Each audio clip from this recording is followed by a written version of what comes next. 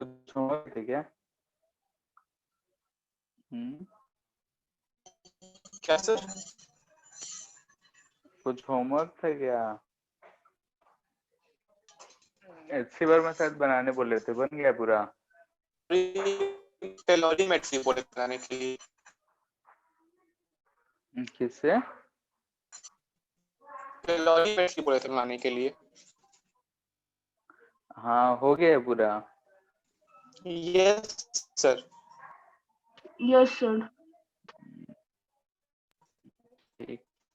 Sir आपको 2 question भेजे थे टेलीग्राम पे। एक क्वेश्चन का तो लग रहा है कि वो क्या बोलते हैं, रेडियस ऑफ ए छूटा हुआ लग रहा है।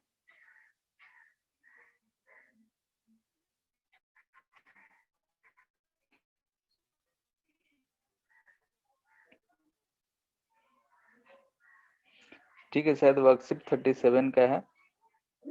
33 क्वेश्चन नंबर 1।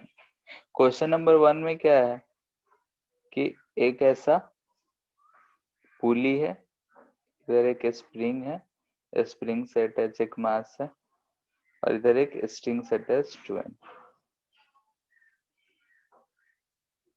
बोल रहा है कि नेचुरल लेंथ में है, यानी कि ये जो रोक के रखा गया है नेचुरल लेंथ में। तो स्प्रिंग में भी कोई एक्सटेंशन कुछ भी नहीं, स्ट्रिंग भी स्लैक होगा, यानी कि फिलहाल ऐसा है। अगर हम इसको जस्ट रिलीज करते हैं तो ध्यान से देखो, इस पे जो फोर्स लगेगा इधर 2 mg।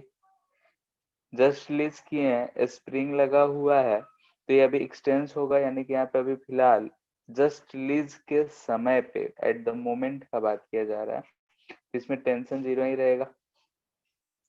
तो इस पे भी सिर्फ नीचे mg एक्ट कर रहा होगा, तो फोर्सेस सिर्फ ये दिख रहा है। हमसे शायद एक्सेलरेशन पूछ रखा है, तो दोनों में एक्सेलरेशन g डाउनवर्ड ही दिख रहा है एट दैट मोमेंट।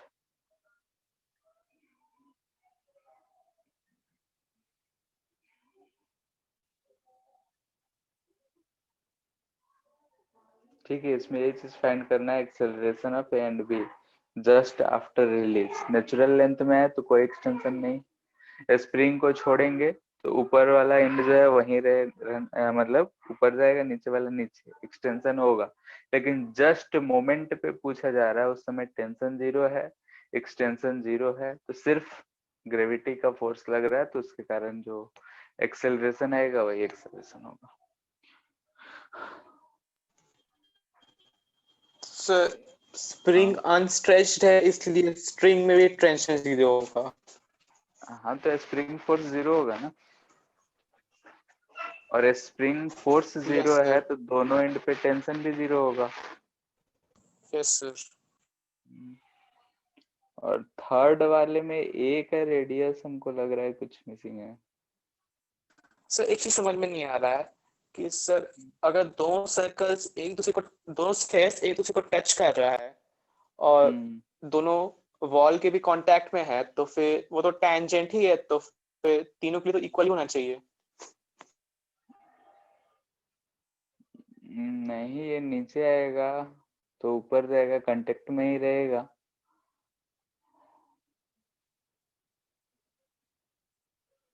सर 17 और 19 अलग अलग दिया हुआ है ना, वो तो इक्वल उससे होना क्या चाहिए फर्क ना। पड़ा? इक्वल क्यों रहेगा? क्योंकि दोनों टैंजेंट ही तो है दोनों के लिए, और एक कॉमन टेंजेंट आएगा, दोनों उसके इक्वल होगा, तो फिर दोनों इक्वल। ठीक है, फिर भी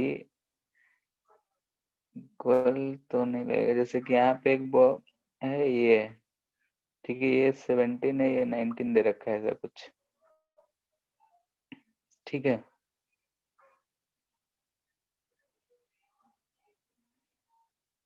तो ये यहाँ पे अगर नीचे आएगा तो ये ऊपर जाएगा। होगा। Yes sir. तो यहाँ पे 17, ये 19, तो ये वही रेडियस पता होता तो यहाँ पे हमको कुछ पता चलता है कि कितना डिस्टेंस है, तो तो 17 निकल जाएगा। 19 तो वैसे नहीं 19 निकाल है, सकते। 17 ये 19 है, तो ये डी कितना आ जाएगा टोटल, स्क्वायर करके ऐड करेंगे तो राइट एंगल ट्रायंगल बनेगा। हाँ, तो ये राइट एंगल 90 डिग्री ना है, और ये यस टच कर एक रहा तरफ है तो 30 ये एक तरफ 60 है।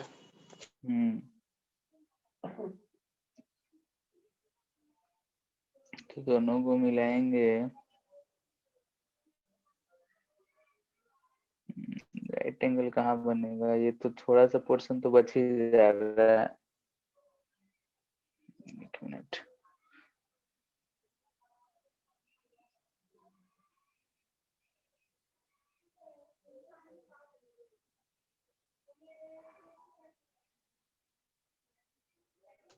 लेकिन सर फिर भी हमको समझ में नहीं आ रहा कि 17 19 अलग अलग कैसे होगा। क्यों अलग क्यों नहीं हो सकता, दोनों का रेडियस सेम थोड़े है। सर लेकिन अगर कोई भी एक्सटर्नल पॉइंट से हम लोग टेंजेंट ड्रॉ कर रहे हैं और फिर उस एक्सटर्नल पॉइंट से हम लोग उसका कॉमन जो पॉइंट है उससे भी तो टेंजेंट ड्रॉ कर सकते हैं, तो फिर तो दोनों टेंजेंट का लेंथ इक्वल आएगा और फिर सेम दूसरे सर्कल के लिए भी होगा। तो फिर अगर दोनों एक कॉमन चीज की इक्वल है तो फिर दोनों इक्वल होना चाहिए। ये टेंजेंट थोड़े सेंटर से ये दूरी ना बता रहा है,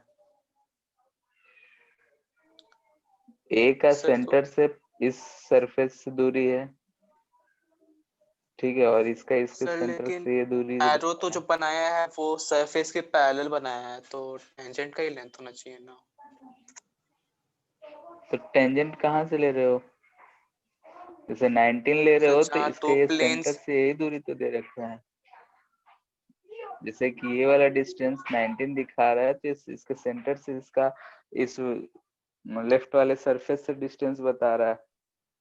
यस सर, क्योंकि दोनों परपेंडिकुलर तो फिर वही टेंजेंट का भी लेंथ होगा। यहाँ से अगर टेंजेंट ड्रॉ करेंगे उसका ना, यस सर यही लेंथ होगा। हाँ, और यहाँ से ये लेंथ है, तो ये दोनों आपस में बराबर कैसे होगा, दोनों एक सर क्योंकि अगर उस सर्कल पे पॉइंट से एक सर्कल पे जब जाता है तब इक्वल होता है। सर तो जो ये एक अगर कॉमन सर्कल पॉइंट है हो ना किसी पॉइंट और से, जो अगर दो स्फेयर्स का कॉमन पॉइंट टेंजेंट है उसको अगर ज्वाइन करेंगे तो फिर सर ज्वाइन करिए ना सर, जो दोनों उस प्लेन्स का पॉइंट को, इंटरसेक्शन पॉइंट है, जो दोनों प्लेन्स इसको, का इंटरसेक्शन पॉइंट है, जो अच्छा दोनों स्फेयर्स इसको, का इंटरसेक्शन पॉइंट है। इसको, यस सर, यस सर। हम्म तो फिर ये दोनों टेंजेंट्स है स्फेयर बी के लिए, तो दोनों इक्वल होगा। हम्म तो जो 19 से 19 मीटर और ये जो आप पिंक वाला लाइन बनाए वो स्फेयर बी के लिए टेंजेंट है, तो दोनों इक्वल होगा। और वो स्फेयर ए के लिए भी टेंजेंट है और जो 17 है वो भी टेंजेंट है, तो दोनों इक्वल होगा। तो फिर वो दोनों को भी इक्वल होना चाहिए। 17 19 अलग अलग कैसे दिया हुआ है। हाँ, इस हिसाब से तो दोनों सेम होना चाहिए क्योंकि एक ही पॉइंट पे दो टेंजेंट जा रहे हैं। अच्छा, ये जरूरी है क्या कि अगर हम यहाँ से टेंजेंट पास करें वो इस पॉइंट से पास हो,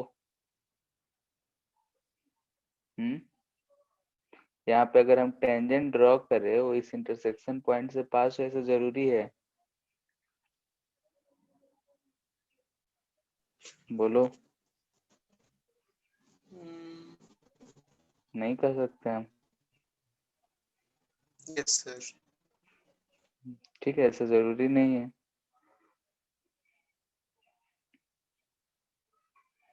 ठीक है, तो ये वाला डिस्टेंस हो जा रहा है 12 और ये डिस्टेंस है 14।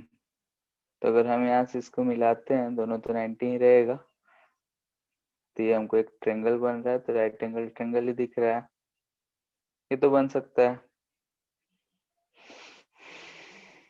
17 और 19 है ना।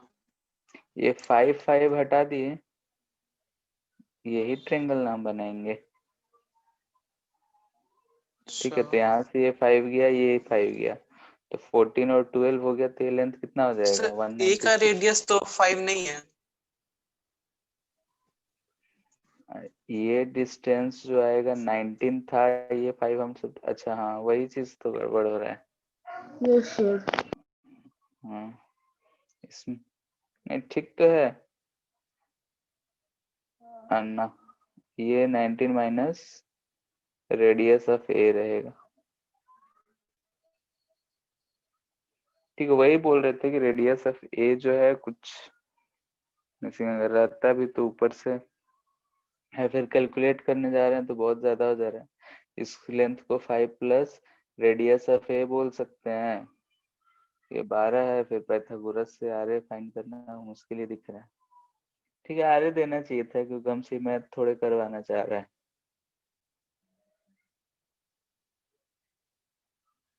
ठीक है, इसको देखेंगे एक बार बाद में, हमको लग रहा है कुछ मिसिंग है।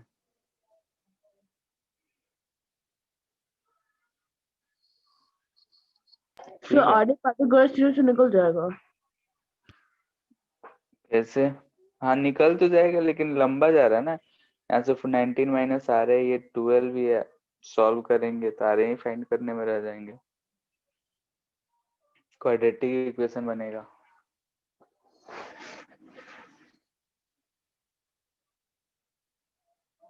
ठीक है, इसको बाद में देखेंगे। आगे देखते हैं। हम लोग थर्मल एक्सपेंशन पढ़ रहे थे और थर्मल एक्सपेंशन में डेंसिटी ये सब चीजें देखे थे, फिर एनोमलस बिहेवियर ऑफ जो वाटर होता है वो देखे थे कि उसकी वजह से जो आइस फॉर्मेशन शुरू होता है वो टॉप मोस्ट सरफेस से शुरू होता है, बाकी बॉटम से शुरू नहीं होता है। मोस्टली लिक्विड के केस में क्या होता है कि बॉटम से ही शुरू होता है फ्रीज होना, ठीक है। लेकिन अगर हम वाटर का बात R10 आ गया। कितना 10 10 55 10 आ रहा है, तो ये 12 ये 9,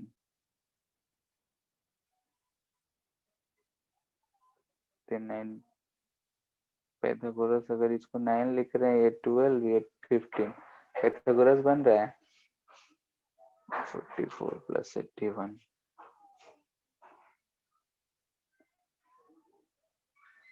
ठीक है,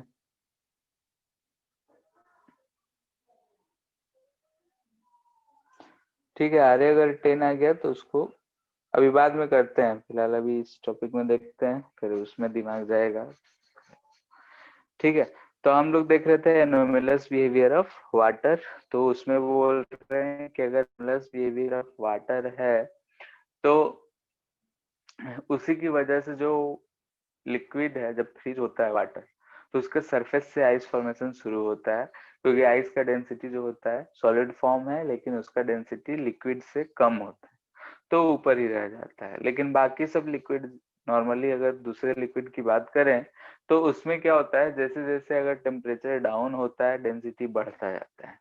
तो जो मिक्सिंग चल रहा था वो मिक्सिंग चलता रहता है और फ्रीजिंग बॉटम से शुरू होता है, बॉटम पे पहले फ्रीज होता है और धीरे धीरे धीरे धीरे ऊपर तक फ्रीज होते जाता है।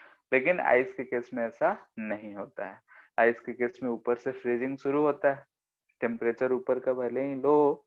तो नेक्स्ट चैप्टर में जो हम लोग पढ़ेंगे हीट ट्रांसफर वाले में, तो उसमें देखेंगे कि जो है टाइम के साथ साथ ऊपर से थिकनेस बढ़ते जाता है तो हीट जो है नीचे तरफ जाने में टाइम लगने लगता है, इसीलिए जो आइस फॉर्म होता है वो सरफेस पे ही रह जाता है, नीचे तक जाने में बहुत टाइम लग जाता है। और इसी वजह से एक्वेटिक लाइव्स जो हैं वो अंदर में जीवित रह पाते हैं। ठीक है, इसके बाद था हम लोग का कि एक्सपेंशन ऑफ लिक्विड।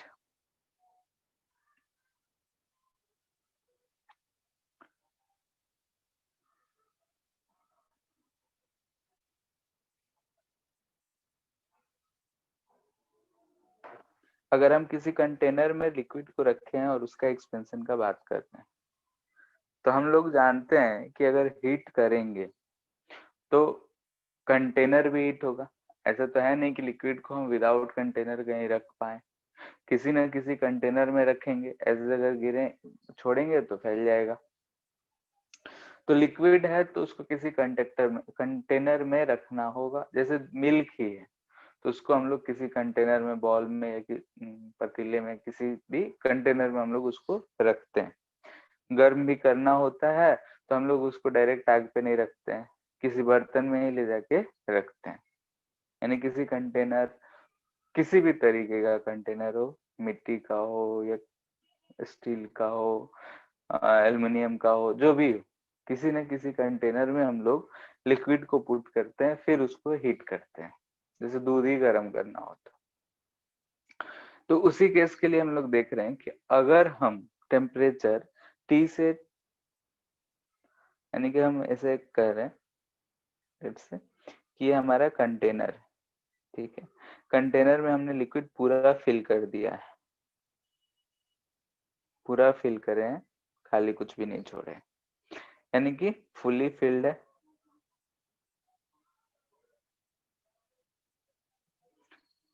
फुली अगर फिल्ड है, ये लिक्विड है, लिक्विड के लिए हम गामा ऑफ लिक्विड यूज करेंगे, कंटेनर के लिए गामा सी यूज कर रहे हैं। अगर हम इसका टेम्परेचर इंक्रीज कर देते हैं, ठीक है, टेम्परेचर जो है increases by delta T, let say कि डेल्टा टी से हम इंक्रीज कर दी, दोनों अगर फुली फिल्ड है तो इस समय पे वॉल्यूम ऑफ लिक्विड जो होगा वो equal to volume of container है, ठीक है, जिसको हम वी नॉट बोल रहे हैं। दोनों का वॉल्यूम हम इनिशियली सेम ले रखे हैं, ऐसा है, volume of liquid equal to volume of container, जो कि वी नॉट। अगर हम इसको डेल्टा टी से हीट कर दें तो वी ऑफ लिक्विड वाला जो होगा फाइनली वो क्या होगा, V naught 1 plus gamma liquid delta T, ठीक है। जो वॉल्यूम एक्सपेंशन इन लिक्विड होगा वो इतना होगा, V naught 1 plus gamma L delta T, ठीक है। ये तो है वॉल्यूम एक्सपेंशन। अब अगर हम बात करें कंटेनर का, ठीक है, कंटेनर में कितना एक्सपेंड हुआ होगा, तो उसके लिए देखो तो वॉल्यूम सेम रखें तो V naught 1 plus gamma C delta T, container इतना वॉल्यूम एक्सपेंड करा होगा और लिक्विड तो ये गामा चीज एल तो गामा सी तो से बड़ा ही होगा। क्या, गामा एल अब गामा जो सी भी से बड़ा बड़ा ही रहे, होगा। जो भी जैसा भी रहे, हम फिलहाल उसके रिलेशन पे नहीं जा रहे हैं। अगर हम बात कर रहे हैं, ऐसा है जनरली तो लिक्विड कहीं गामा ज्यादा होता है, ठीक है, एक्सपेंशन ऑफ लिक्विड ज्यादा आसान होता है। सॉलिड है, कंटेनर है, तो उसका एक्सपेंशन कम ही होता है, ठीक है। तो अगर हमारा ऐसा हो रहा है तो दूध या पानी या जो भी लिक्विड इस कंटेनर में है वो बाहर कितना गिरेगा, यानी कि अगर हम बात करें ओवरफ्लो ऑफ लिक्विड, यानी कि अगर एक्सपेंशन में ओवरफ्लो होगा तो ओवरफ्लो में जो होगा वो डेल्टा वी होगा, और वो डेल्टा वी क्या होगा, volume minus of liquid minus, into delta T. ठीक है, ये होगा VL माइनस VC। तो यहाँ से हम बोल सकते हैं कि ओवरफ्लो यानी कितना वॉल्यूम ओवरफ्लो होगा, तो ऊपर से अगर सब्ट्रैक्ट करेंगे तो देखो ध्यान से V naught L minus gamma gamma C L into delta minus T. Into delta T आ रहा है, ठीक है। तो ये जो gamma L minus gamma C आ रहा है, इसको हम लोग गामा एपरेंट बोल देते हैं, ठीक है, यानी कि डेल्टा वी जो होगा इतना होगा, ये गामा एपरेंट, ठीक है, एपरेंट यानी दोनों का मिक्स करके ये कितना है, तो गामा एल माइनस गामा सी, ठीक है, ये चीज है। इन केस ऑफ एक्सपेंशन, ठीक है, एक्सपेंशन करने का मतलब है कि टेम्परेचर अगर हम बढ़ा रहे हैं तब, यानी कि डेल्टा टी जो है वो ग्रेटर देन 0 है, ठीक है। अगर डेल्टा टी ग्रेटर देन 0 है और इसमें गामा एल जो है ग्रेटर देन गामा सी है, दिस इंप्लाइज दैट कि डेल्टा वी जो है वो ग्रेटर देन 0 है, ठीक है। डेल्टा वी ग्रेटर देन 0 है यानी कि ओवरफ्लो होगा, और अगर लिक्विड कम रहा तो लेवल जो होगा, लेवल ऑफ लिक्विड राइज करेगा। ठीक है, हम पहले फुल के लिए लिखे हैं, लेकिन अगर लिक्विड पूरा फुल नहीं रहता, नीचे ही रहता, तो अगर gamma L greater than gamma C है तो लेवल ऑफ लिक्विड जो होगा राइज करेगा कंटेनर में। ठीक है, जैसे मिल्क है, उसको अगर हम उबालते हैं तो कुछ देर में उसका वॉल्यूम बढ़ने लगता है और बढ़ते बढ़ते वो गिरने लगता है, वही है, उसका गामा एल ज्यादा है। लेकिन लेस देन गामा सी हो तो इस केस में डेल्टा वी जो आएगा वो लेस देन 0 आएगा, चेंज इन वॉल्यूम जो है वो कम है, तो इस केस में क्या हो जाएगा, लेवल ऑफ लिक्विड जो आएगा फॉल करेगा। फॉल। ठीक है, लेवल ऑफ लिक्विड घटेगा।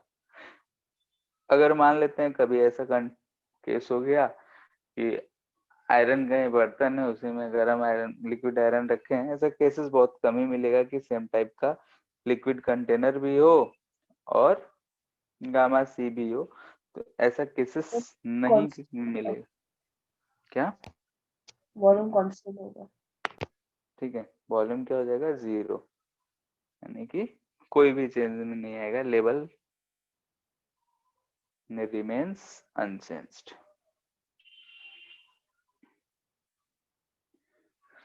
ठीक है, इस चीज को जो गामा अपेरेंट लिखे हैं इसको ऐसे भी लिखा जाता है, गामा लिक्विड है तो लिक्विड का लिक्विड, ये अगर सॉलिड है तो सॉलिड, अगर आइसोट्रोपिक है तो इसको हम लोग 3 अल्फा भी लिख सकते हैं।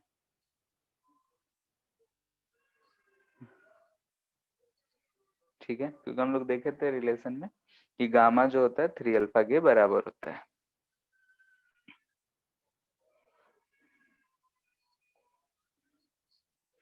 क्वेश्चन देते हैं इससे रिलेटेड।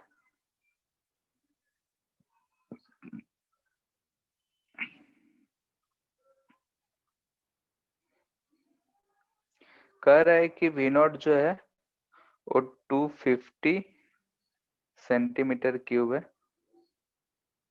ग्लास बोतल है।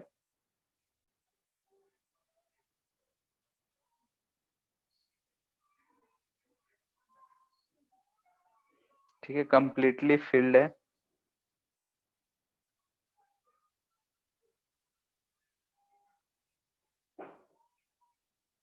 With water.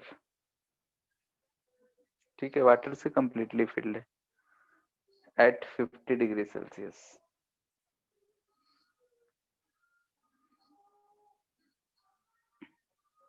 If temperature increases to 60 degree Celsius, यानी कि 50 डिग्री से 60 डिग्री अगर हम इंक्रीज कर देते हैं, तो हमसे पूछ रहा है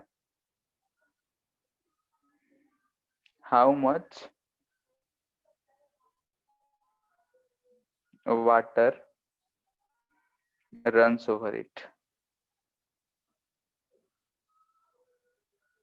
if first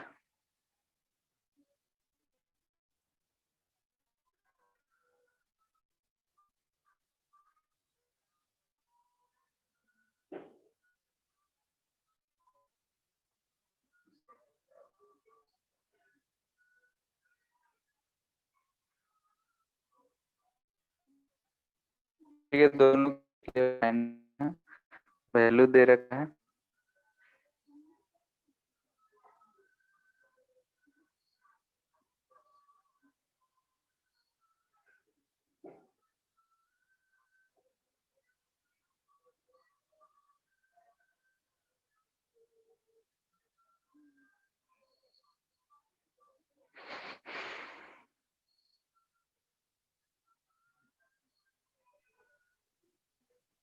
सर अल्फा तो लगता है शायद स्टील का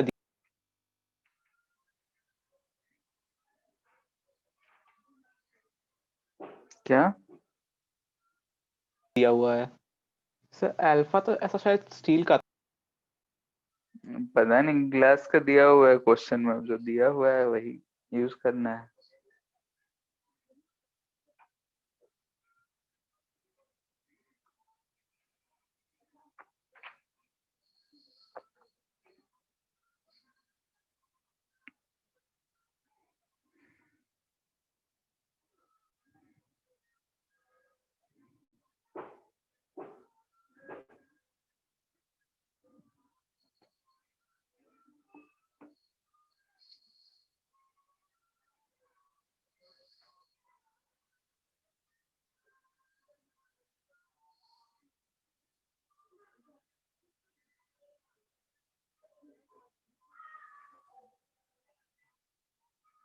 पहला तो आसान है, दोनों ही आसान है।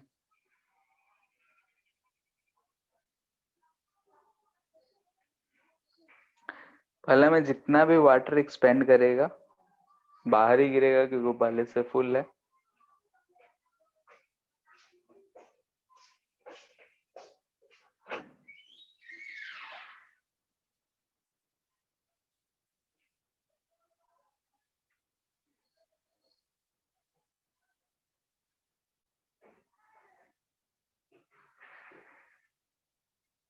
था 1.5 into 10 को पावर -4 मीटर क्यूब।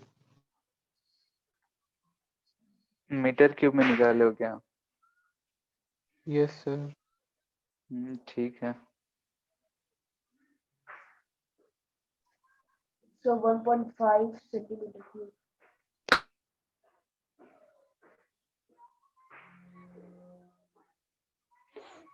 ये तो फाइनल में भी आया, डेल्टा भी अगर लिखेंगे तो ये 1 नहीं रहेगा।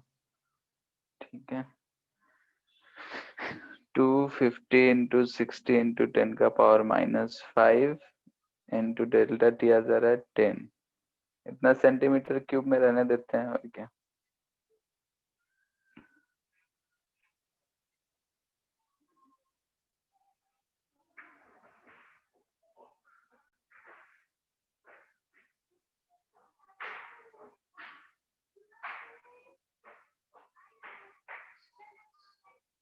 सेकेंड आ गया।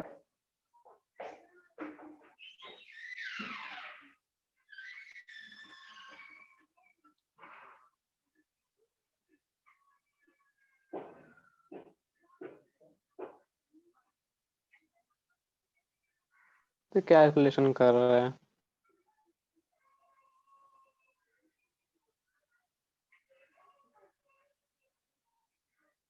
So 1.455 आएगा। 1.455 आ रहा है।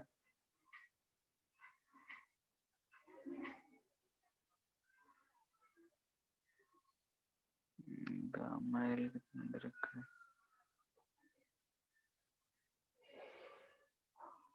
60 माइनस 3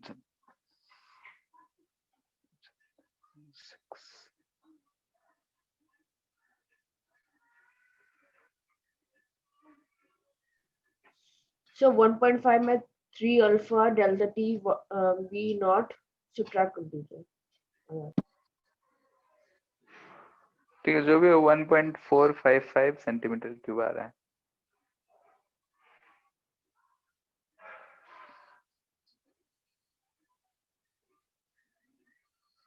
हाँ वो भी है कि इसमें से 3 अल्फा वी नॉट सब्ट्रैक्ट कर लेंगे तो भी हो जाएगा। ठीक है। अगर ऐसा कुछ रहा तो क्वेश्चन जैसे कि अगर हमसे बोले कि एक कंटेनर है, इसमें ऐसे कुछ हाइट तक लिक्विड भरा हुआ है। ठीक है, सब कुछ अज्यूम कर लेना है कि अल्फा लिक्विड गामा लिक्विड है, ये गामा सी है। पहले से कुछ भी वॉल्यूम था इसमें, पहले से भी नोट कुछ भी था, ऐसा था। अगर हम इसको हीट कर रहे हैं, हीटेड यानी कि delta T change in temperature है, तो राइज इन हाइट क्या होगा? ठीक है, अगर हमसे पूछा कि हाइट कितना बढ़ेगा तो कैसे फाइंड करेंगे? उसके लिए सर एरिया ऑफ बेस का एक्सपेंशन भी कंसिडर करना होगा। अगर एरिया ऑफ बेस दिया हुआ हो तो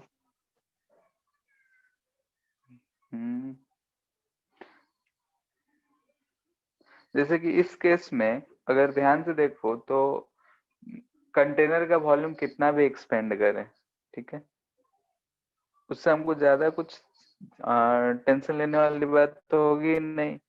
उसका वॉल्यूम कुछ भी रहे, वॉल्यूम ऑफ लिक्विड जो होगा, ठीक है, वॉल्यूम ऑफ लिक्विड जो भी होगा वो क्या होगा?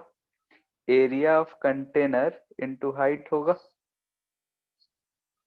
After expansion. बोलो, क्योंकि अगर उसका हाइट कितना भी बढ़ रहा है, वॉल्यूम कितना भी बढ़ रहा है, उसके एरिया पे ही रहेगा। और हाइट का अगर हमको फाइंड करना है तो एरिया ऑफ कंटेनर इनटू जो हाइट होगा, तो अगर Yes, हाइट sir. निकालना होगा तो हम लिखेंगे volume of liquid upon area of container, जो भी एक्सपेंशन में लिखेंगे तो हो जाएगा वी नॉट, जो भी इनिशियल वॉल्यूम होगा 1 plus gamma L delta T, और इसके लिए अगर दिया जाएगा तो जो भी एरिया इनिशियल होगा 1 plus 2 Beta. Alpha delta T. जी. ठीक, अल्फा दिया रहता है तो अल्फा 2 अल्फा यूज करेंगे। ठीक है, बीटा रहा तो बीटा। तो ऐसे हम लोग फाइंड कर सकते हैं कि कितना हाइट बढ़ रहा है वॉल्यूम से रिलेट करके।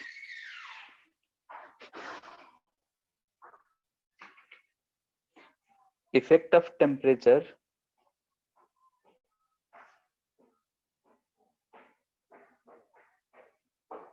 ऑन अपथ्रस्ट यानी बायोंसी पे। तो हम लोग बायोंस फोर्स जो एफ बी लिखते थे वो क्या लिखते थे, बोलो? रो liquid into volume submerged into G। ठीक है, अगर हम दे तो रो किसका होता था, लिक्विड का, वॉल्यूम सॉलिड का जितना भी सबमर्ज है। ठीक है, पूरा सबमर्ज रहे, आधा रहे, जो भी रहे, तो ये चीज लिखा करते। तो हम पूरा का ही मान रहे हैं फिलहाल। तो अगर पूरा है तो अगर हम इसमें टेम्परेचर को इंक्रीज कर दें, ठीक है, टी प्लस डेल्टा टी कर दे रहे हैं, तो इसमें से क्या क्या चेंज होगा, ध्यान से देखें। तो डेंसिटी जो हो जाएगा, जो भी इनिशियल डेंसिटी रहेगा 1 माइनस कम हो जाएगा. Gamma L delta T, minus आता था, या फिर नीचे अगर लिखते थे तो ऐसे लिखते थे 1 कम गामा एल डेल्टा टी, ये लिखते थे। और वॉल्यूम ऑफ सॉलिड लिखेंगे तो वॉल्यूम ऑफ सॉलिड जो भी होगा वो V naught 1 plus gamma solid delta T. ठीक है, तो ये चीज आएगा। तो नया जो एफ डैश अगर लिखना हो तो हम क्या लिखेंगे, rho dash V dash G. Rho naught 1 minus gamma L delta T. ये कितना हो जाएगा, देखो, रो नॉट वी नॉट और जी ऊपर दिख रहा है, यानी कि ऊपर हम लिख सकते हैं जो नया एफ था into 1 plus gamma S delta T upon 1 plus gamma L delta T लिख सकते हैं। ठीक है, यानी कि जो पहले था उसमें इतना मल्टीपल कर दे रहे हैं, तो ये फोर्स ऑफ बायोंसी इतना चेंज हो रहा है।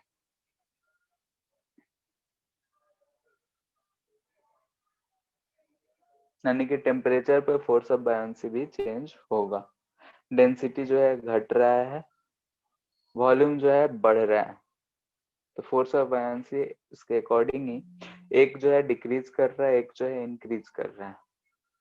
जैसा वैल्यू दिया रहेगा उस हिसाब से हम लोग चेक करेंगे। जैसे कि अगर हम टेम्परेचर इंक्रीजिंग के केस में ही अपरेंट वेट का बात लिखते हैं, ऑल्सो अगर हम लोग अपरेंट वेट लिखते हैं, ठीक है, ऐसे केस में तो वेट जो हम लोग लिखते हैं वो क्या लिखते हैं, जो भी एक्चुअल वेट होता है Is buoyancy.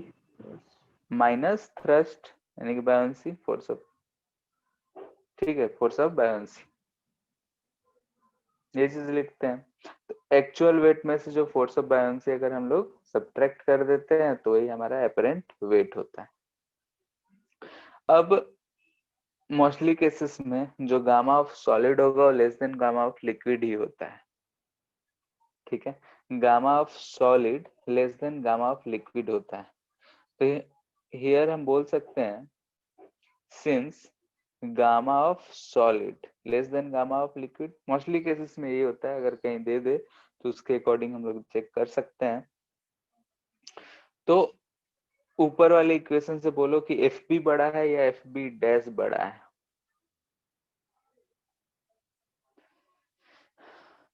यहाँ पे अगर देखें तो गामा एस डेल्टा टी है, यहाँ गामा एल डेल्टा टी। नीचे वाला क्वांटिटी जो, ठीक है, नीचे वाला क्वांटिटी क्या है, ज्यादा है एज कंपेयर टू ऊपर वाले से। तो एफ बी जो है वो यहाँ पे हमको क्या दिख रहा है, greater than F B dash दिख रहा है। यहाँ पे अगर ये वाला value 1 plus gamma S delta T करते हैं तो वो value 1 plus gamma L delta T से कम है। ठीक है, तो ये रेशियो में अगर देख रहे हैं तो एफ बी जो है कम हो जाएगा, कुछ कम हो जाएगा, यानी कि एफ बी जो है एफ बी डैश से ज्यादा है। ठीक है, तो एपरेंट वेट में अगर हम बात करें, इसको डब्ल्यू एपरेंट लिख रहे हैं, तो यहां से हम बोल सकते हैं डब्ल्यू एपरेंट पहले ज्यादा था या फिर अब ज्यादा है। एक्चुअल वेट में तो कोई अब चेंजेस ज्यादा नहीं है। आएगा।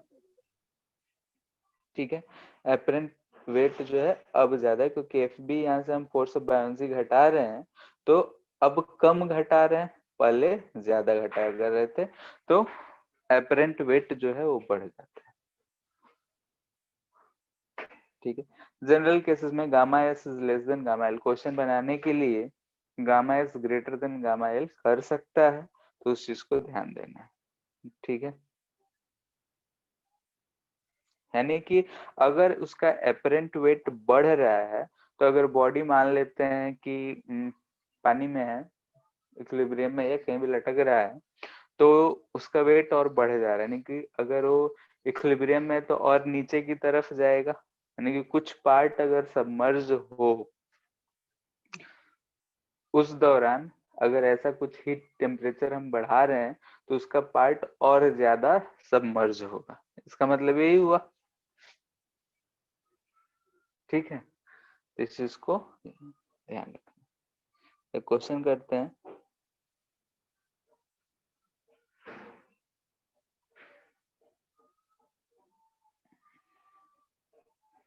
ऐसा ही वही क्वेश्चन है, ऐसा लिक्विड है, इसमें एक ऐसा कोई भी सॉलिड जो है तैर रहा है। ठीक है, कुछ भी वॉल्यूम, कुछ पोर्शन जो है इस पे तैर रहा है, नीचे इस पे एमजी लग रहा होगा, ऊपर फोर्स ऑफ बायोन्सी लग रहा होगा। पूछ रहा है कि इफ टेम्परेचर इंक्रीजेस,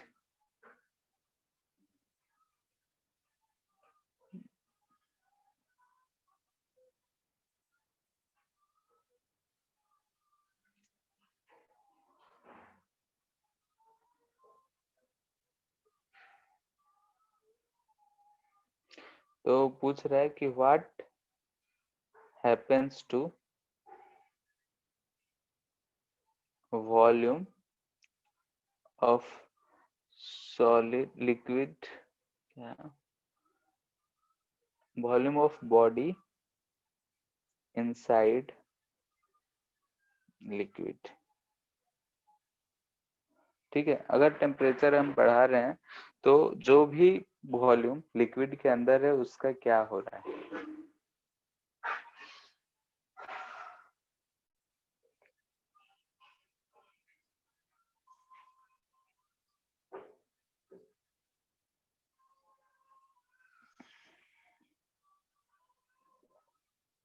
बोलो क्या होगा।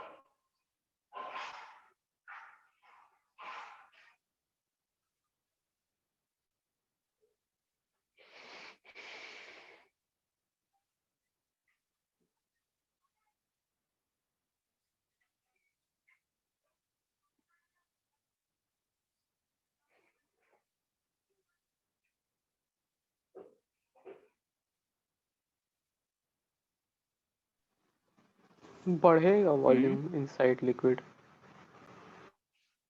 ठीक है, अभी ये चीज तो डिस्कस किए थे, इस चीज को ध्यान रखना है कि क्या होगा, इंक्रीजेस। ठीक है, फोर्स ऑफ बायोन्सी घटेगा, mg वाला तो mg ही रहेगा। ठीक है, तो नीचे की तरफ उसका फोर्स बढ़ रहा है, तो नीचे और ज्यादा जाएगा, तो वॉल्यूम अंदर का बढ़ेगा।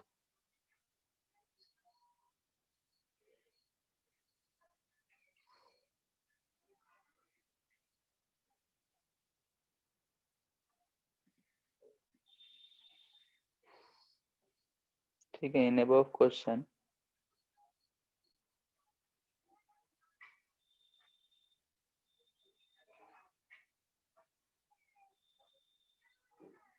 इफ जो है फ्रैक्शन ऑफ वॉल्यूम सबमर्ज है,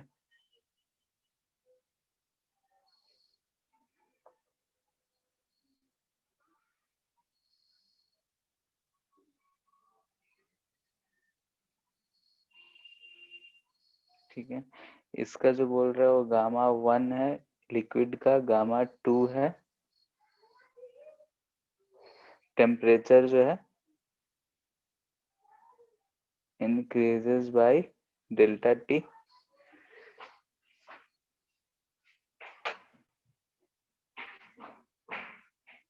तब पूछ रहा है फाइंड द पहला फाइंड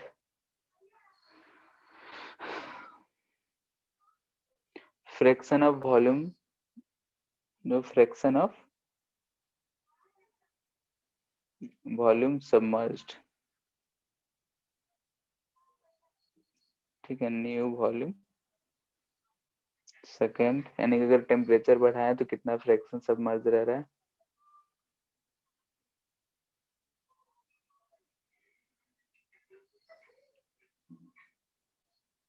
सेकेंड है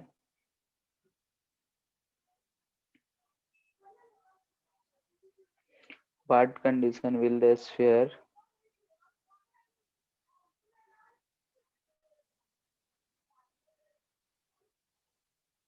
lift up,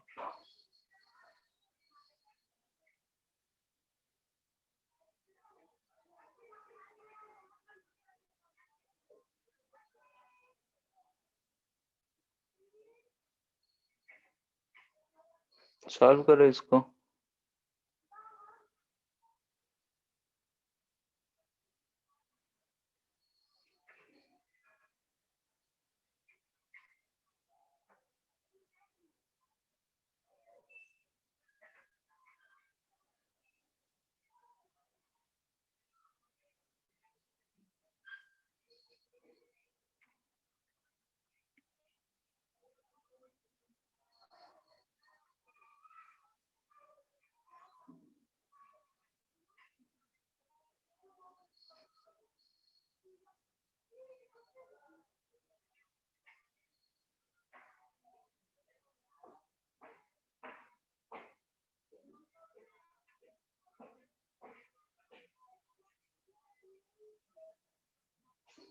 ठीक है, 3 क्वेश्चन करने हैं कि अगर पहले बोल रहे हैं कि एफ जो है उसका फ्रैक्शन ऑफ वॉल्यूम सबमर्ज है, तो अगर हम उसका टेम्परेचर डेल्टा टी से बढ़ाते हैं तब नया वॉल्यूम कितना सबमर्ज होगा।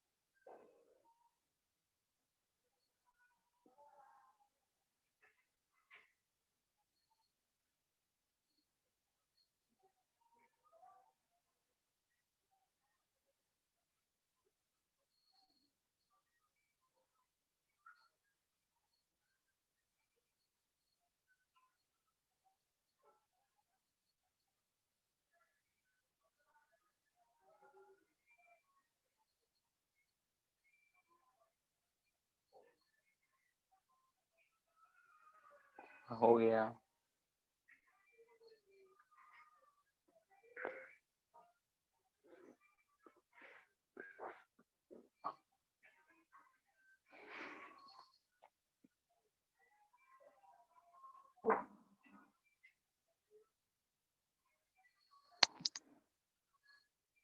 हम्म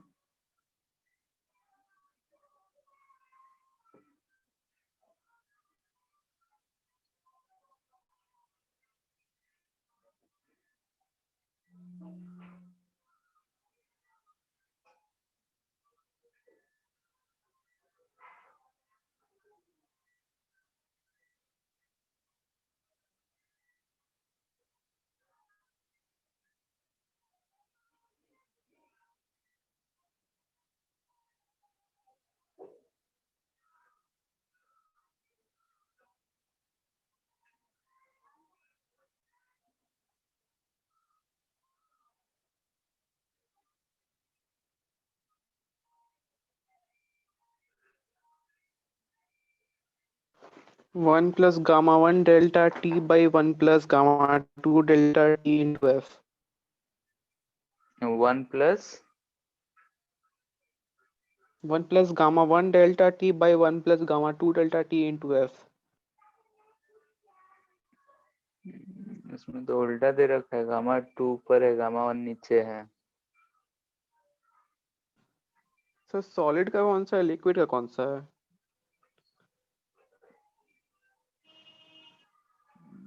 गामा गामा 2 लिक्विड का है, गामा 1 सॉलिड का है। पता नहीं सर, हम भी तो यही लिए थे, इसमें भी गलती तो हुआ ये दे लगता कुछ। रखा है, the coefficient of some metal and liquid are gamma 1 and gamma 2। Gamma 1 liquid solid का है, गामा 2 लिक्विड का है।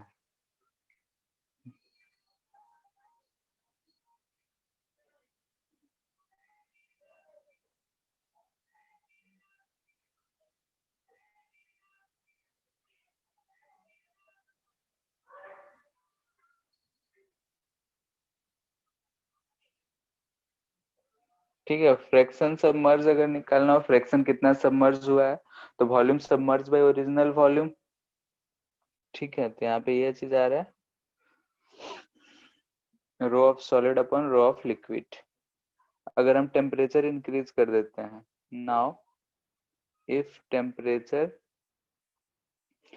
T प्लस डेल्टा टी हो गया, तो एफ डैश अगर लिखेंगे तो क्या लिखेंगे, ध्यान से देखो, तो rho S dash by rho L. ठीक है, सिग्मा ले रखे हैं तो सिग्मा एल डैश। यहाँ पे उल्टा लिखना शायद भूल गए हो क्या?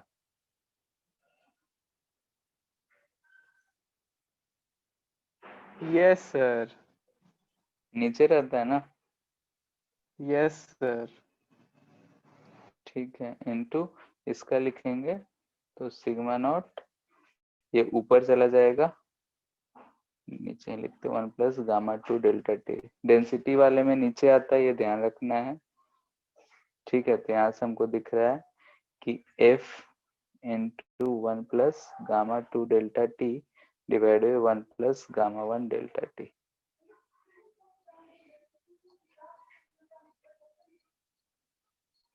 ठीक है, जैसे अगर फ्रैक्शन जो सबमर्ज था तो वॉल्यूम सबमर्ज अपन वॉल्यूम यही आता है, तो यहाँ से हम एक रिलेशन निकाल लिए, डेंसिटी में डेंसिटी का फॉर्मूला लिख दिए, टेम्परेचर बढ़ा रहे हैं तो ये हमको रिलेशन मिल रहा है। सेकेंड का क्या होगा बताओ? सर एक बार क्वेश्चन दिखाइए ना।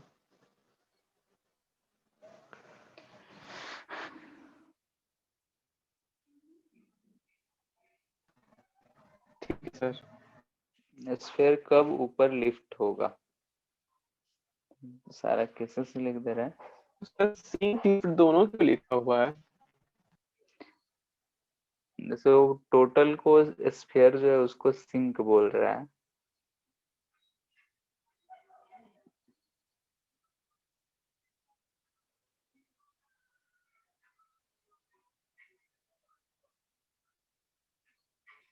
जो डूबा हुआ उस पोर्शन को ऊपर की तरफ उठेगा, ऐसा कुछ कह रहा है। ठीक है, sphere sink lift up.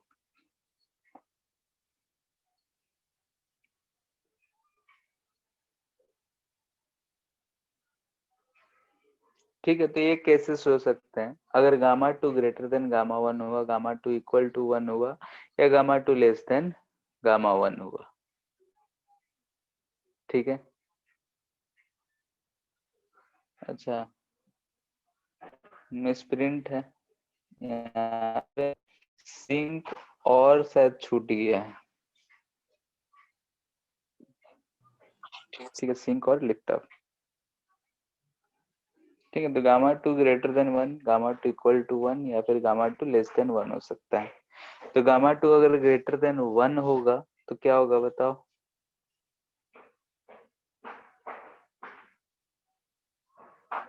F dash greater than F होगा,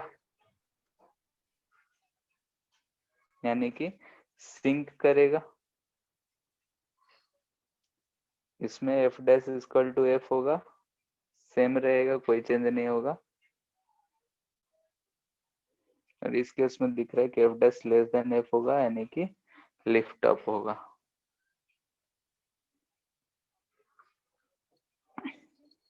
लास्ट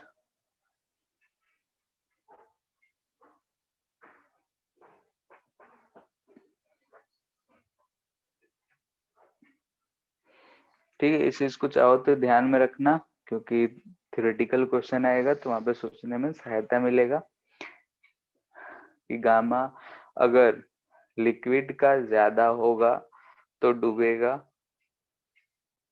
लिक्विड का कम होगा तो ऊपर जाएगा।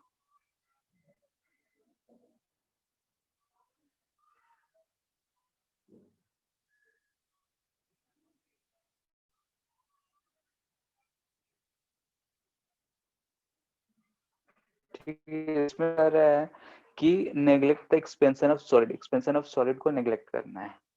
तो यहाँ से हमारा क्या आया, fraction is equal to gamma S by gamma liquid.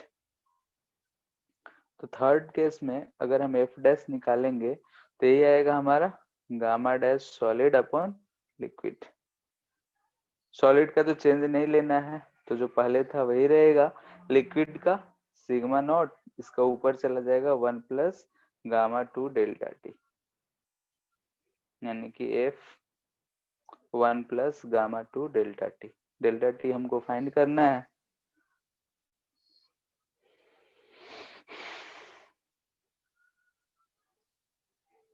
और ये कंप्लीटली इमर्ज्ड हो जा रहा है। कंप्लीटली इमर्ज्ड होने का मतलब ये जो वैल्यू है 1 के बराबर होगा, तो हो जाएगा कितना, फाइंड कर लो डेल्टा टी।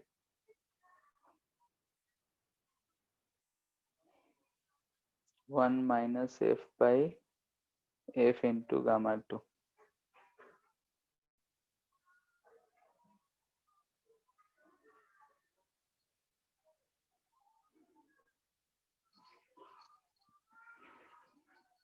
हो गया।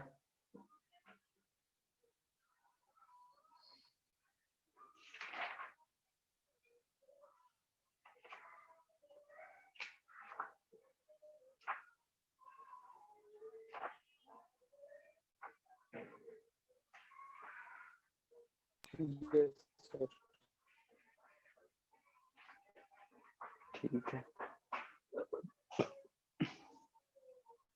थर्मल एक्सपेंशन में हम लोग इतना कुछ जानना था कि सारी चीजें वैल्यू चेंजेस होते हैं। ठीक है, तो हीट में हम लोग हीट देख रहे थे, तो हीट में थर्मोमेट्री देखे, कैलोरीमेट्री देखे, थर्मल एक्सपेंशन देखे, इसी में थर्मल स्ट्रेस भी आ गया। अब हम लोग का 3 टॉपिक और बच गया, एक तो heat transfer, KTG and thermodynamics. तो नेक्स्ट वही पढ़ेंगे KTG, kinetic theory of gases. आज शुरू करोगे कि नेक्स्ट क्लास से? बोलो। कर दीजिए शुरू कर दीजिए। सब बता दीजिए। ठीक है, बेसिक बेसिक चीजें बता देते हैं। इसको बोलते हैं kinetic theory of gases, full form हुआ। सर एनटीएससी में भी पूछता है। इधर वाले पोर्शन पूछते हैं काइनेटिक थ्योरी ऑफ गैसेस।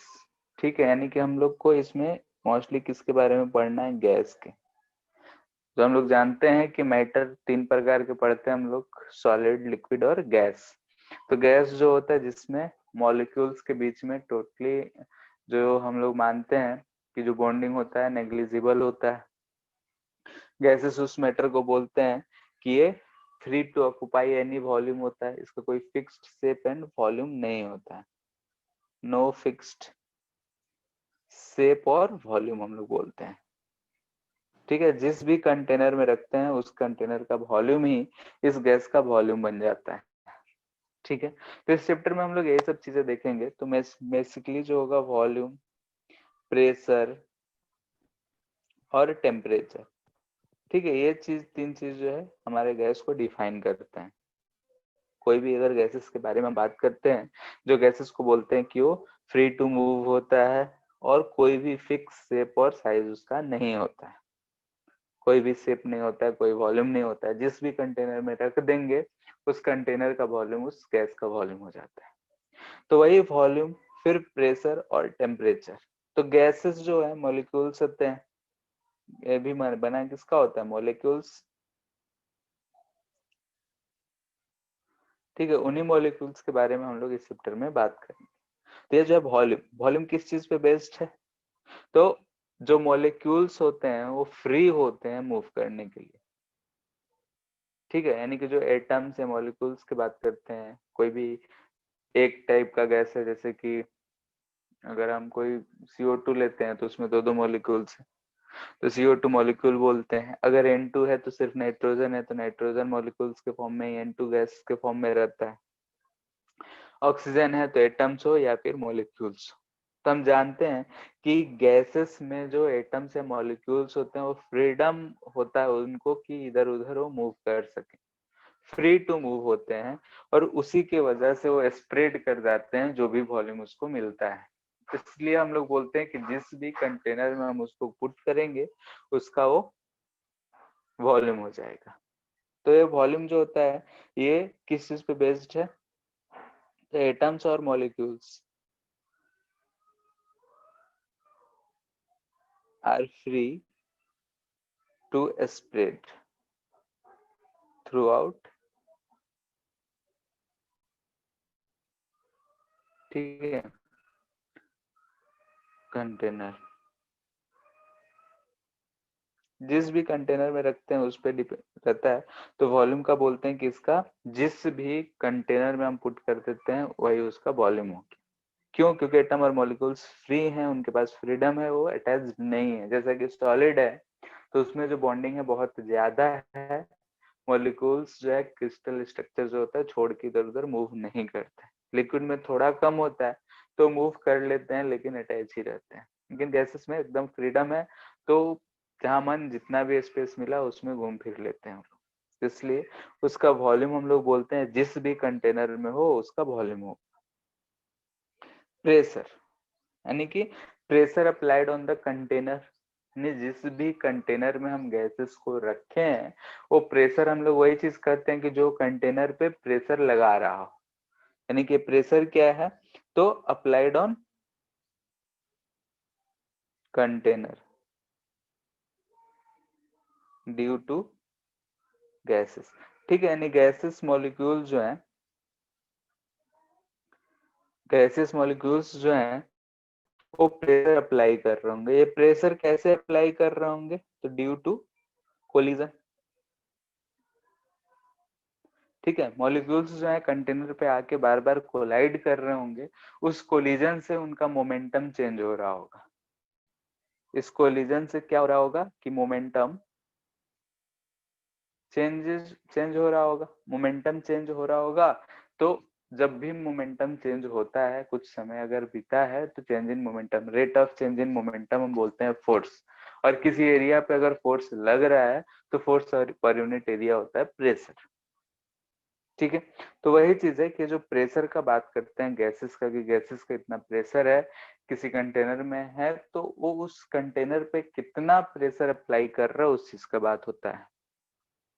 वो प्रेशर कैसे अप्लाई कर रहा है, तो gases molecules free to move है, मूव करते जा रहा है, कंटेनर के वाल से टकराएगा, कंटेनर के वाल से टकराया तो उसका मोमेंटम चेंज होगा, स्पीड है, मोमेंटम कुछ चेंज होगा।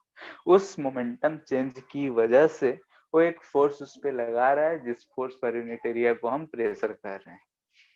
ठीक है, तो ये चीज प्रेशर है। और ये टेम्परेचर, टेम्परेचर जो है इंटरनल एनर्जी को रिप्रेजेंट करता है, यानी कि इंटरनल जो उसका एनर्जी है, और एनर्जी में काइनेटिक एनर्जी ही होगा। आगे चल के जो एजम्पशंस हम लोग देखेंगे उसमें पढ़ेंगे। तो ये जो हमारा टेम्परेचर होता है, ठीक है, ये काइनेटिक एनर्जी ऑफ मॉलिक्यूल्स को रिप्रेजेंट करता है। जेंट्स, काइनेटिक एनर्जी जिसको इंटरनल एनर्जी भी बोलते हैं, ऑफ गैसेस को रिप्रेजेंट करता है। गैसेस मॉलिक्यूल्स जो है उसके इंटरनल एनर्जी या काइनेटिक एनर्जी को रिप्रेजेंट करता है। वो चीज धीरे धीरे हम लोग आगे समझेंगे, ठीक है। वॉल्यूम, वॉल्यूम अगर हम बोल रहे हैं तो कोई भी कंटेनर है, जिस भी कंटेनर में हम पुट कर देंगे उस कंटेनर का वॉल्यूम हो जाएगा गैस का वॉल्यूम। क्यों? क्योंकि gases molecules free to move होते हैं, उसके पास फ्रीडम है कहीं भी चले जाने का। कंटेनर ओपन रहेगा तो एटमॉस्फेयर में भी जाके घूम लेगा वो, इसलिए वॉल्यूम उसका फिक्स नहीं होता है। प्रेशर, जिस भी कंटेनर में हम रखे हैं उस कंटेनर से वो टकरा रहा है, उस टक्कर की वजह से उस पर प्रेशर लगा रहा है। टेम्परेचर, टेम्परेचर की वजह से उसमें एनर्जी घटता बढ़ता है, यानी कि अगर हम उसको हीट देते हैं तो उसमें वाइब्रेशन बढ़ रहा है, यानी काइनेटिक एनर्जी बढ़ रहा है। तो टेम्परेचर इनडायरेक्टली हमारा ये रिप्रेजेंट करता है कि उसका काइनेटिक एनर्जी या फिर इंटरनल एनर्जी क्या है, कैसे, ठीक है। तो ये तीनों टर्म्स हम लोग इसमें एक एक करके सब फाइंड करेंगे। वॉल्यूम, वॉल्यूम तो भाई उस फिक्स, हम लोग उसमें कोई दिक्कत ही नहीं है। प्रेशर कैसे फाइंड करेंगे, प्रेशर कितना अप्लाई करेगा, ये सारी चीजें देखेंगे। फिर टेम्परेचर से काइनेटिक एनर्जी उसका कितना होगा, यानी कि उसका इंटरनल एनर्जी क्या होगा, कैसे होगा, उन सब चीजों को बात करेंगे, ठीक है। तो हम लोग फिजिकली रियल गैसेस के बारे में तो पढ़ते नहीं है, आइडियल गैसेस के बारे में पढ़ते हैं। तो आइडियलाइज कर रहे हैं तो हमको कुछ ना कुछ एजम्पशंस करने पड़ेंगे, ठीक है। तो एजम्पशंस देखने से पहले एक छोटा सा है एवोगैड्रो नंबर, Na, ठीक है। एवोगैड्रो नंबर होता है, इसका वैल्यू लिख देते हैं, और क्या होता है बस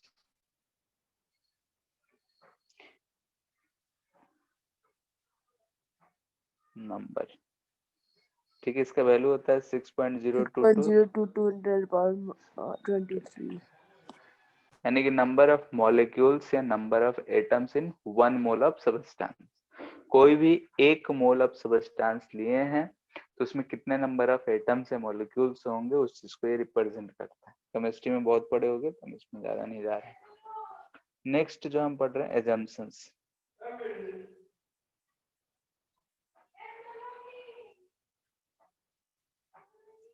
ठीक है। यानी कि हम लोग जो भी थ्योरी पढ़ने जा रहे हैं, काइनेटिक थ्योरी ऑफ गैसेस पढ़ रहे हैं, जो भी थ्योरी पढ़ेंगे वो प्रैक्टिकल से रिलेट करके इस चीज को आजमाया गया है। तो एक्चुअली में जो रियल गैस जैसे बिहेव करता है वैसा तो हम लोग इसमें नहीं देख रहे हैं। कुछ कुछ एजम्पशंस लेके हम लोग एक आइडियल व्यू रखे हैं, एक आइडियल थ्योरी रखे हैं, तो इसलिए हमको ये सब एजम्पशंस इसमें करने पड़ते हैं, ठीक है। तो कौन कौन से एजम्पशंस हैं उन सब चीज को एक एक करके देखते हैं। पहला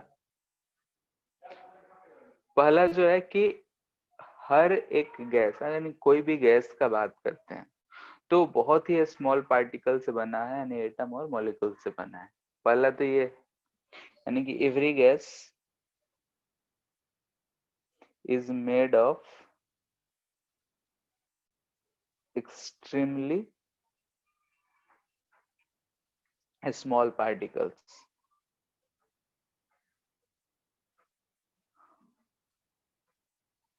ठीक है, नोन एज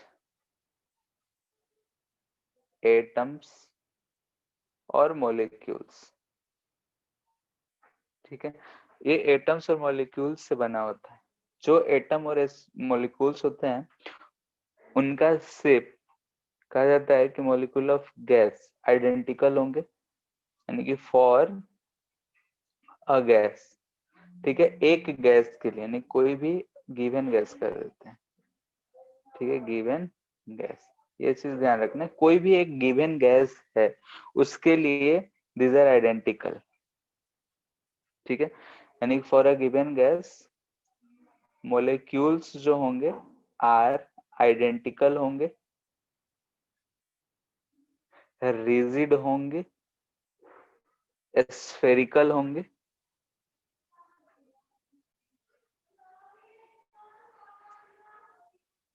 ठीक है, यानी कि ये जो भी होगा वो स्फेरिकल होगा, रिजिड होगा और आइडेंटिकल होगा। ये एजम्पशन है। इस गैस जो बना हुआ है एटम और मॉलिक्यूल से बना हुआ है। एटम और मॉलिक्यूल्स बहुत ही छोटे पार्टिकल्स होते हैं जो कि स्फेरिकल शेप के होते हैं, बहुत ही रिजिड होते हैं और एक गैस के लिए वो आइडेंटिकल होते हैं। ठीक है, किसी भी गिवन एक गैस के लिए आइडेंटिकल है। हाँ, दूसरा अदर गैस है तो उसके लिए वो वेरी कर सकता है, लेकिन for a given gas they are identical. ये पहला एजम्पशन है। सेकेंड, हम इस मॉलिक्यूल के वॉल्यूम का बात कर रहे हैं तो ये मॉलिक्यूल का वॉल्यूम गैस के वॉल्यूम के कंपैरिजन में नेग्लिजिबल होगा ऑफ कोर्स, यानी कि volume of molecules is negligible compared to that of gas। ठीक है, गैस का वॉल्यूम कहने का मतलब यही हुआ कि कंटेनर का हम वॉल्यूम कह रहे हैं।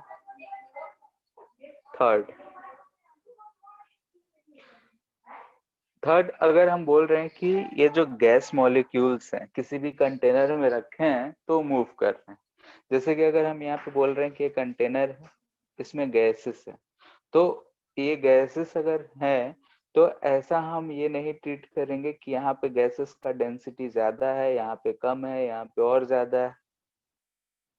ठीक है, यानी कि अगर डेंसिटी का बात किया जाएगा तो ये एज्यूम करा गया है कि density of gas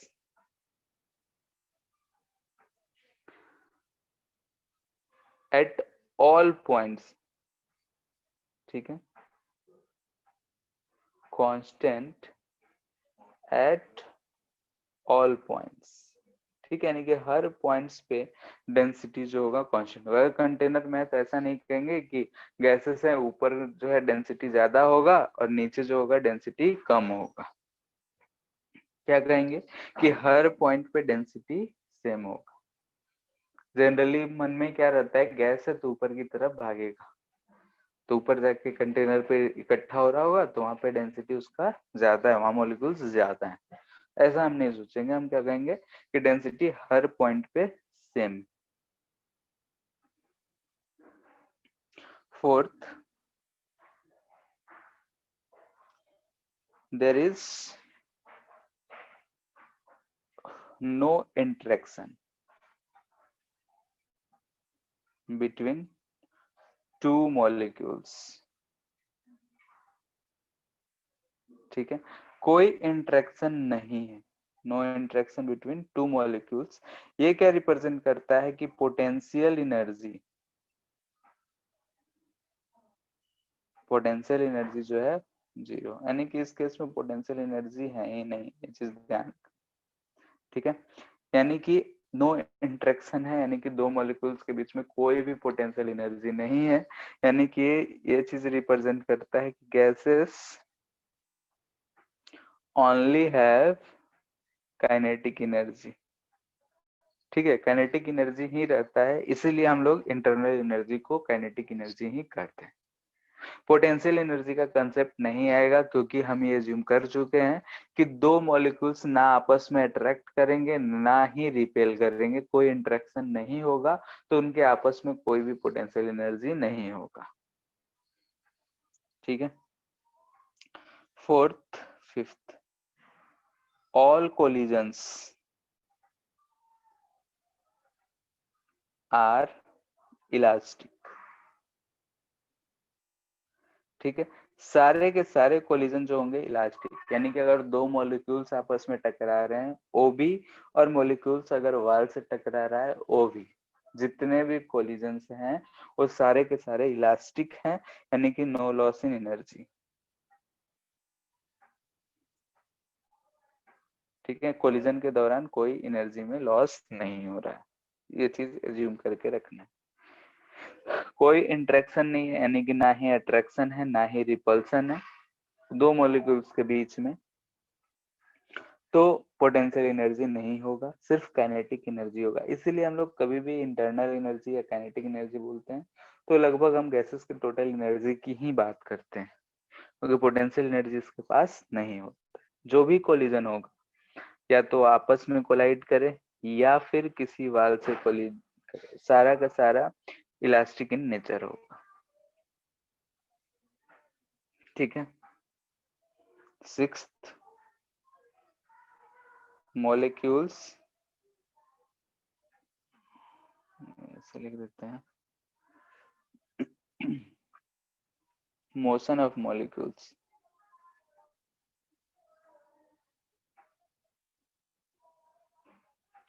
are isotropic. ठीक है, जो हम टोटल मॉलिक्यूल्स एज होल कर देते हैं,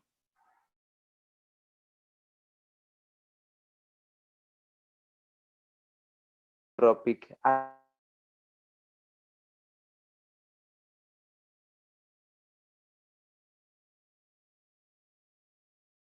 में देखे तो वैसे ही, यानी कि हर डायरेक्शन में हमको मोशन, ओवरऑल हम सारे मॉलिक्यूल्स को मिलाए तो ऑन एन एवरेज हमको सेम तरीके का दिखेगा, इस चीज को बोलते हैं तो आइसोट्रोपिक। सातवां,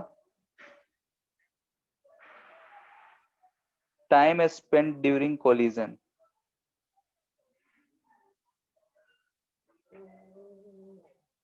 ठीक है, कोलिजन जब हो रहा है उस समय पे जो टाइम है वो नेग्लिजिबल होगा, यानी कि टक्कर के दौरान कोई ज्यादा टाइम वो नहीं यूज कर रहे हैं। ठीक है, ये सब कुछ एजम्पशंस है। और आठवां जिसको हम लोग डिराइव करेंगे, प्रेशर, पहले भी जो हम बोले, applied on wall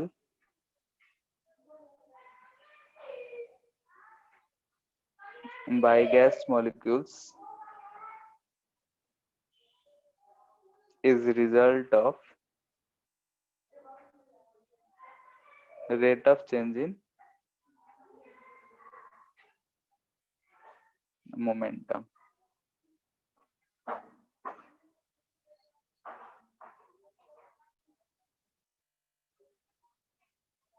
during collision।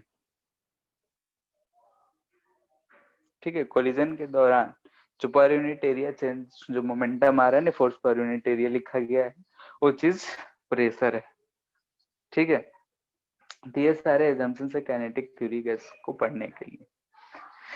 अब इसी एजम्पशंस के ऊपर हम लोग अलग अलग थ्योरी देखेंगे। तो सबसे पहले हम लोग नेक्स्ट क्लास में ये फाइंड करेंगे प्रेशर, कि जो अगर लिक्विड है, लिक्विड बोल रहा है, गैस है, वो वाल पे कितना प्रेशर लगा रहा होगा, उसका मॉलिक्यूलर वेट इस सब के फॉर्म में, कि अगर उसका स्पीड इतना है तो कितना प्रेशर अप्लाई कर रहा होगा।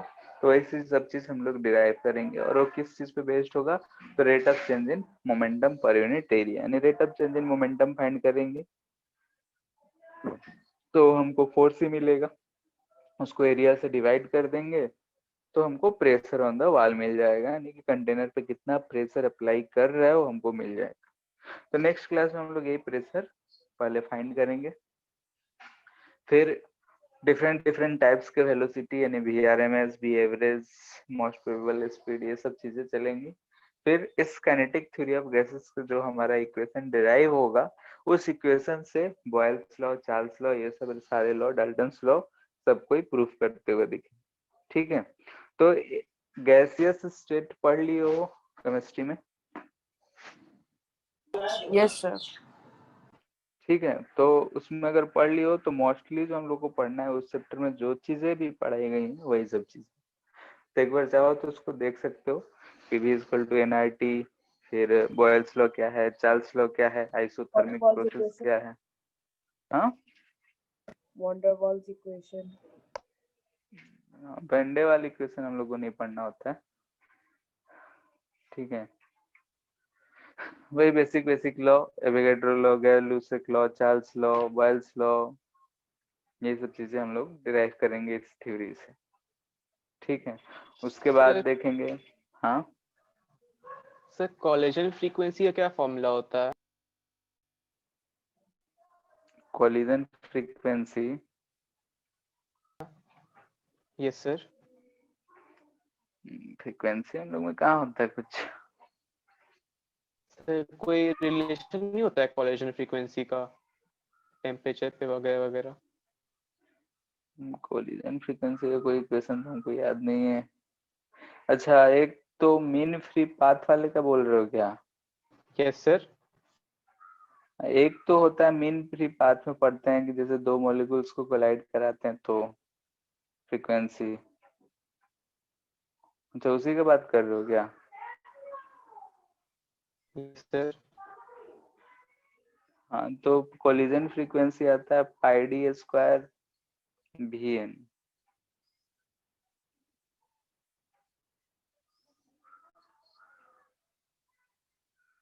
ठीक है, डी आगे चल के देखेंगे। डी जो होता है हमारा, दो मॉलिक्यूल्स से मिलाते हैं तो उसका जो एवरेज डिस्टेंस होता है उसको डी बोलते हैं।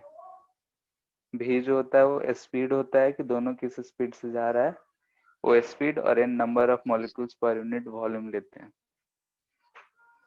ठीक है, वो मीन फ्री पाथ जब हम लोग पढ़ते हैं वहां पे कोलिजन फ्रीक्वेंसी, तो इसमें भी कुछ एजम्पशंस लेके ही हम लोग सॉल्व करते हैं।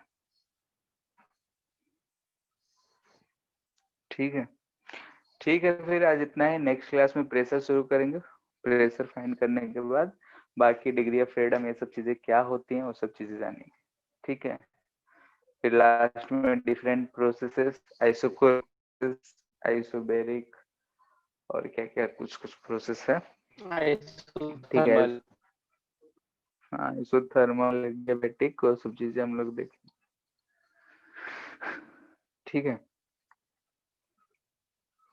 तो ये चैप्टर लगभग अगर गैसेस स्टेट पढ़े हो तो आसानी है। ठीक है, फिर आज के लिए इतना ही। Thank you, sir.